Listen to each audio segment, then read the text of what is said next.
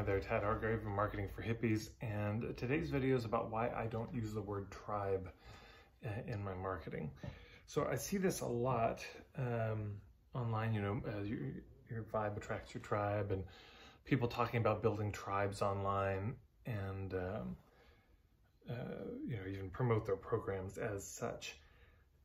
And there's a reason I don't use it, and it's not because of cultural appropriation. You might be thinking, well, of course that's why, because that's, white people taking another term. But of course, the word tribe is a English word. So this isn't an indigenous word that's being used like shaman, which comes from Siberia. No, this is an English word. And of course, in Europe, there were tribes. I mean, John Trudell did a very powerful video called The Tribes of Europe, and I'll put the link below. So it's not that. Of course, people of European descent had tribes. And in fact, I wish more white people would embrace that. I think that's a very important part of the decolonization process, is to realize you also came from a tribe. It's not just other people outside of Europe.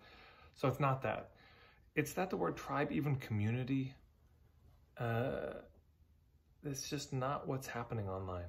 I just think these words need to be reserved for something special, for something particular, for something unique that can't be done online. I think tribe has to be a place-based something. If you want to get together with a bunch of people and move towards the possibility of being a tribe or a village, or, that's another word I don't use for online stuff. And I'm hesitant to use the word community. Sometimes it's just the word that makes sense at the time, but online you can have a scene, you can have a network, you can have a,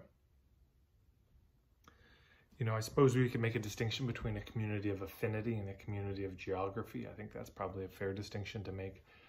All I'm saying is that there's such a thing as, there's a word to use for a group of people living together in one place for a long period of time, and we need to have a word for that.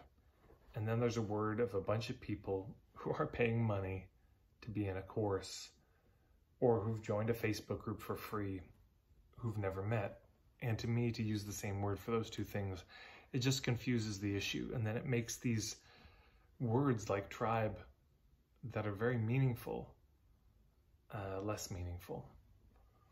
And again, it's not a cultural appropriation thing, but there is if we start using it online, then what about the actual existing tribes in the world? And it just waters down the meaning of that word. And I would hope in Europe, there would be tribes again. There would be villages and, these kinds of kinship-based communities. I would hope for that. And I would make the distinction also between tribes and tribalism, because I know the word tribalism gets used in dark ways, and in a way that I understand, and sometimes I wish we'd have another word for that. Anyways, there's a lot to say, but some people have asked me, like, what's your issue with the word tribe? I just think something that's online is very different than something that's local and lived out in each other's days. So that's all I got to say about that.